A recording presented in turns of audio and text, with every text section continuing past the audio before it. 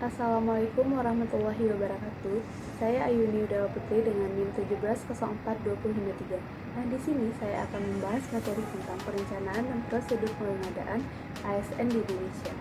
Pertama yaitu prinsip penyusunan formasi. Nah, di sini ada prinsip-prinsip yang harus diperhatikan dalam penyusunan formasi. Yang pertama, setiap jenjang jabatan, jumlah pegawainya sesuai dengan beban kerjanya.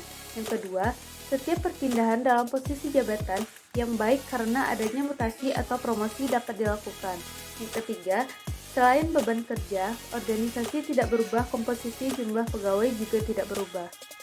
Yang kedua yaitu sistem penyusunan formasi. Sistem penyusunan formasi dapat digunakan sistem sama dan sistem ruang lingkup. Sistem sama merupakan sistem yang menentukan jumlah dan kualitas pegawai yang sama bagi semua satuan organisasi tanpa membedakan besar kecilnya beban kerja.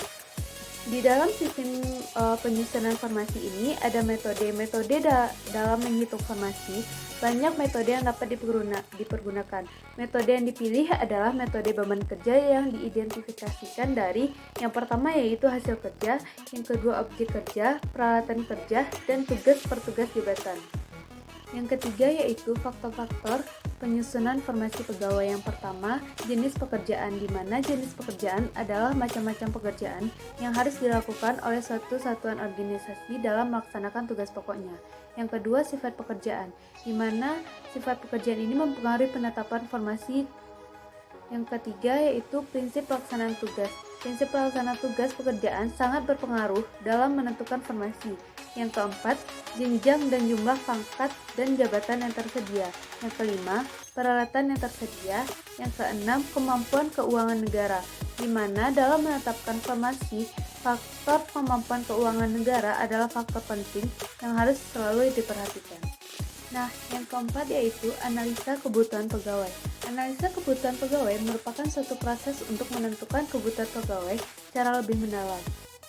Dalam pengadaan PNS, ada beberapa hal yang perlu diperhatikan. Yang pertama yaitu prinsip apa yang harus dijalankan dalam pengadaan PNS. Yang kedua, sistem apa yang digunakan dalam pengadaan PNS. Yang ketiga yaitu syarat. Yang keempat yaitu pengangkatan. Yang kelima yaitu tata usaha, di mana sistem tata usaha ini, bagaimana tata usaha itu dijalankan. Nah, dalam pembahasan terakhir yaitu sistem pengadaan pegawai. Ada dua sistem pengadaan pegawai ini. Yang pertama yaitu sistem sentralisasi dan sistem desentralisasi.